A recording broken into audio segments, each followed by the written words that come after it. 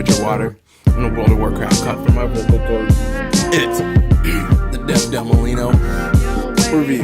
What's going on, everybody? Dev Del Molino here, the synthesizer of opinions, and I'm back. Another week, another album to look at. So today we're giving you that 65432 on the latest JID album, DiCaprio 2. 65432. 6 minutes, 5 things to know about the album, my 4 favorite tracks from the album, 3 adjectives I have to describe the album, and 2 potential ratings to give the album. Is it hot or is it not? And without further ado, 5 things to know about this album starts with the fact that you are listening to JID and or JID. Government name Destin Root. He is Dreamville's first overall draft pick, still working on a rookie contract in the sequel to a 2015 EP titled DiCaprio, but this is his second studio album after The Never Story, which many of us have come in as fans at that point. So JID's second studio album finishes at 13 tracks with a bonus track, and it rounds out at about 50 minutes. So let's talk 4 of those songs that I really liked. 4 favorite tracks. At the very bottom of the top tier of this album for me is Hotbox, the song that features Method Man and Joey Badass. This song is a moment. You see it on the track listing, that's the song you want to get to.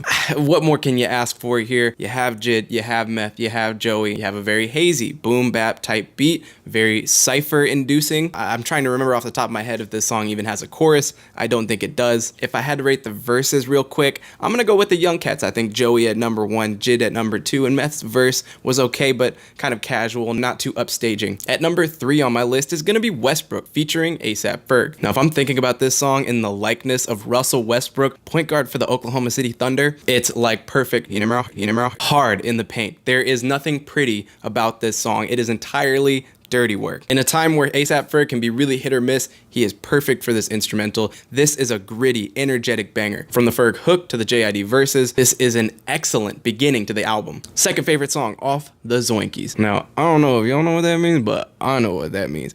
That brother was popping Zans back in the day. And by back in the day, I mean not that fucking long ago. Now, obviously, you can see that colored into the lyrics. He's not necessarily trying to hide anything, but yeah, the general idea of this song being to slow down, both as a message to JID and people close to him, his friends and his family, which is a message I can support. And another message I can really get with on this song, Ronald Reagan, racist as fuck. I love this soul sample. I love the flow that goes over the instrumental. I think this is that song on the album that I really could not get enough of. And my favorite song on the album is Working Out. Another great sample, another great beat, this time more subtle. JID approaches it as such with his lyrics and his delivery. Another song on the album that just takes you to another place. This song actually showed up first almost a couple months ago now on a YouTube series, so like a live performance of that song. It was really great then. The album quality version of it adds a couple small elements to it to make it feel like an album version. Okay, let's give this album some adjectives. The first I want to talk about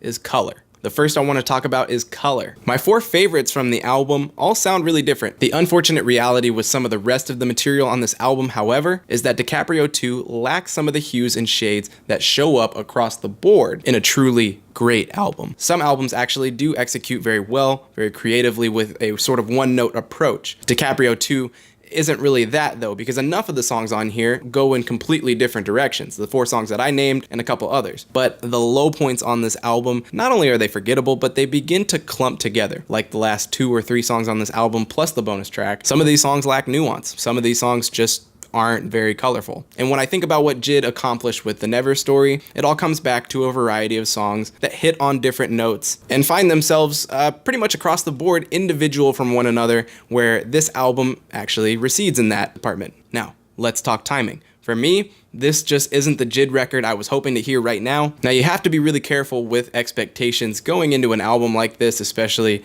as a reviewer, but there's just something about this collection of tracks that isn't clicking with me. I don't see what the point of this album is. I don't really see the identity behind this project. So in some ways, I'm chalking it up like maybe in time this album will make more sense to me. But again, plenty of songs on this album are instantly satisfying. So having 4 or 5 songs on this album, having considerably less to contribute, for me is frustrating. It's the difference between a good record and a great record that I know JID is capable of making. My last adjective for this album is going to be versatile, or versatility, which I think JID, the artist, has done an excellent job of with the last album and still with this album. I think he checks off a ton of boxes. He's not the most popular act, but he's growing and he's working with a good team. So this is a good album, and I think it's going to continue to grow the JID brand. So is DiCaprio too hot or not? Even with negative things to say about the album, I still think it's hot. I'm just expecting a lot from this album, and realistically, it is a step back from the Never story, which leaves me with a really unsatisfied feeling in my first listens to this project. Still a good album nonetheless. And